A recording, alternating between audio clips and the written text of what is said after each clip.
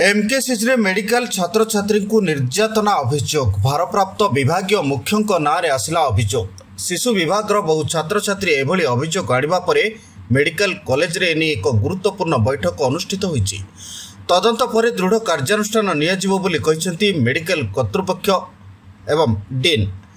Brahmapur MKCG associate professor Bharati Das नारे अभियोग होईछि। मानसिक निर्यातना देउथवा अभियोग करछंती शिशु विभाग पीजी छात्र छात्री। डॉक्टर साइरंजन साहू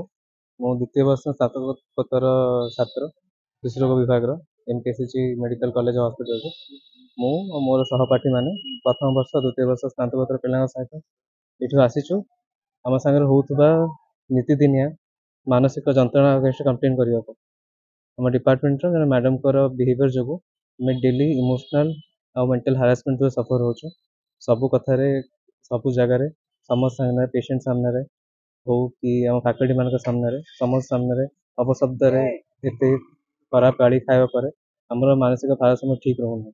ता जो से सब न सही पारि आम आज मैडम ना कंप्लेन देवाई सुप्रिटेडेंट ऑफिस को आसीचु। डॉक्टर श्रुतिका प्रधान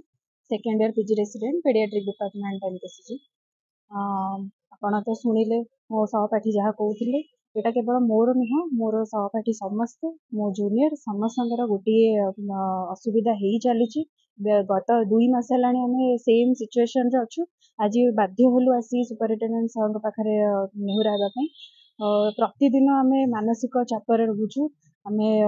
डरी डरी डिपार्टमेंट ड्यूटी करा पड़ुची। गुरुजन मैंने सम्माननीय होगा दरकार आम डरी डरी प्रति एटा मो कॉलेज मो डिपार्टमेंट मु ना मो सहपाठी मो जूनियर कहीं आम डरी डरी ये ड्यूटी करें प्रति मुहूर्त भयर सहित आम ड्यूटी करूँ तो आम यही कथा सर को जनईचु तेणिकी सार जहाँ आम डिसीजन